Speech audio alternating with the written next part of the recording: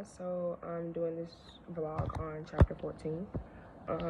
Chapter 14, I'll start with this, is really hitting home right now because sexual assault and sex trafficking and everything like that is huge right now in the media, and the public wants to know everything that's going on with the cases, and they want to know, how it's being handled and how the government is going about charging the people that may have done it and everything like that.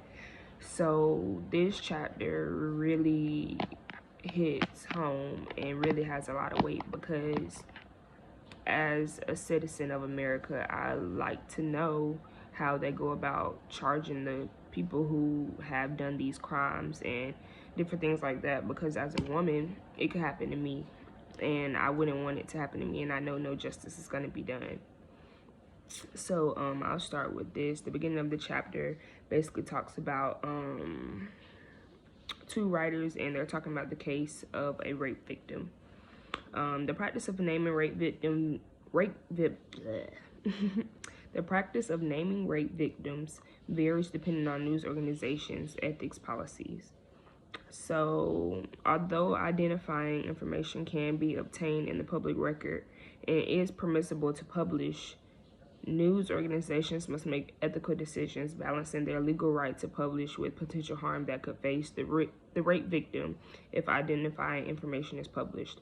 So just from this beginning of the chapter, that's just a lot. That's a heavy paragraph, because put yourself in the shoes of a rape victim. Would you want everybody to know that it was you that was raped? Would you want to, be a symbol of voicing your story and everything like that?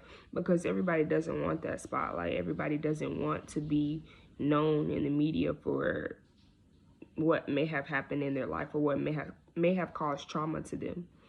So I definitely feel where the news sources come from and putting stories out and deciding whether or not to include information that gives names and details, because those are people's lives. They have to live with that forever. Once that story is out there, it is out there. You cannot take it back.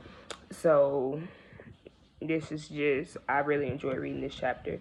So the situation, basically they say this isn't an average murder, and I'm just going to tell you a little bit about the murder.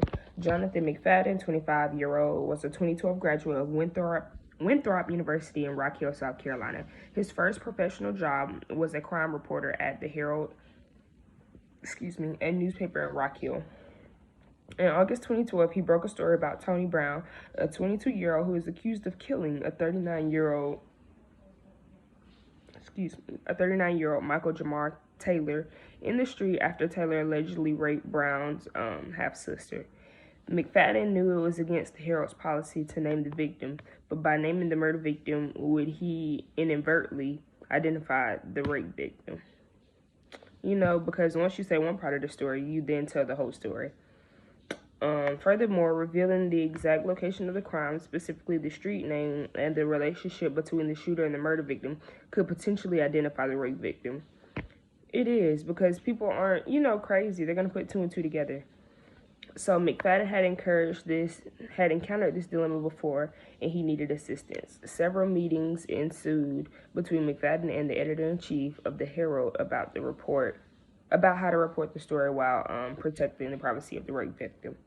So basically, this chapter just goes on and talks about how McFadden faces the challenge of trying to conceal the rape victim's name and everything. But by telling any part of the story, you're going to give away the rape victim, because, like I said, we're not dumb. Citizens will figure it out. We'll put two and two together.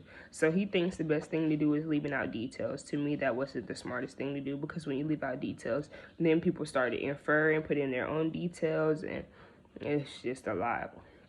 So basically, towards the end of the chapter, it's 3 years later, and the victim is now 19 years old. Even though the victim is a legal adult, McFadden said it was unlikely that her name would be revealed in follow-up stories. So overall, he was able to, keep her name out of the story and everything. And, he dealt with the issues that arose during the time period. But overall,